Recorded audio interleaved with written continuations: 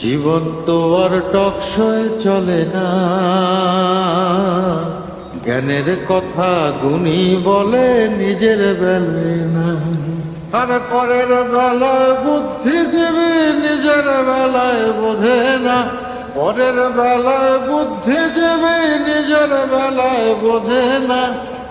নিজের স্বার্থ কেউ কখনো একটা চুলো ছাড়ে না, নিজের স্বার্থ কেউ কখনো একটা চুলো ছাড়ে না। জীবন তো আর টকশই চলে না, জ্ঞানের কথা গুণী বলে নিজের বেলায় না। আরে মন দেখে যারা গান ধরে মন তো দেখা যায় না, অর্থ ছাড়া মনের কথা কেউ তো শোনে না। মন